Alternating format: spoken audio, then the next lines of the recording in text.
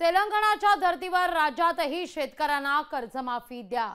राष्ट्रवादी शरदचंद्र पवार पक्षाचे नेते अनिल देशमुख यांची ही मागणी आहे। विधिमंडळ अधिवेशनात कर्जमाफीची घोषणा करा असं देशमुख म्हणतायत। अनेक सरकारी अधिकारी दबावात नियमबाह्य काम करतायत, त्या अधिकाऱ्यांची यादी तयार करत असल्याचं देशमुखांचं म्हणणं आहे।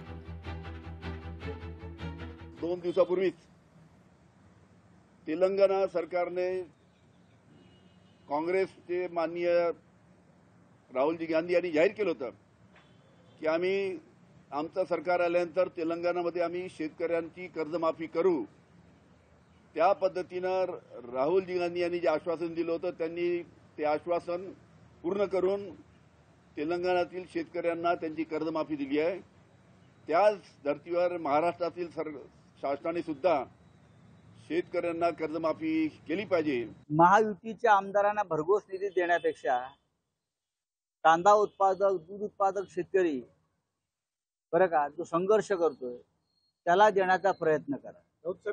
तेलंगणामध्ये सरकारनं शेतकऱ्यांची पुन्हा एकदा कर्जमाफी केलेली आहे। आमची मागणी आहे माननीय उद्धव साहेबांची, पुन्हा एकदा शिवसेनेची, या राज्यातील शेतकऱ्यांना पुन्हा एकदा कर्जातून मुक्त करता येईल का? बरं का, हे महायुतीच्या लोकांना हे टक्केवारीत पैसे देण्यापेक्षा खोके तुम्ही शेतकऱ्यांचा विचार करणार आहात की नाही? दूध उत्पादक, कांदा उत्पादक, सगळ्यात जास्त आत्महत्या महाराष्ट्रात सुरू आहेत। याबद्दल जर मुख्यमंत्र्यांना बांबू घालायचा असेल तर त्यांना बांबू घालू विधानसभेच्या। मतदान डोळ्यासमोर ठेवून, निवडणुका डोळ्यासमोर ठेवून शेतकऱ्यांना फसवणं आता थांबलं पाहिजे। पहिल्या 2 कर्जमाफ्यांचे गोंधळ निस्तरले पाहिजे।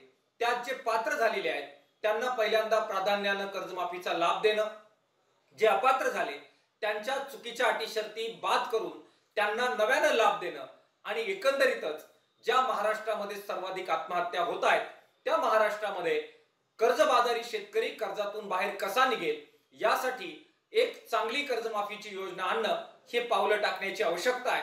सरकारने ती टाकावी अशा प्रकारची मागणी किसान सभेच्या वतीने आम्ही करतो आहोत। जो काही दुष्काळ शेतकऱ्याला सोसावा लागला त्याच्यामध्ये शेतकरी खूप मोठ्या प्रमाणात अडचणीत आलेला आहे। विम्याचा पैसा जो वेळेवर मिळाला पाहिजे होता तो तिथे मिळाला नाही। फक्त 41 तालुक्यांना ते सुद्धा गेल्या महिन्यामध्ये केंद्र सरकारकडनं दुष्काळ निधी आलेला आहे।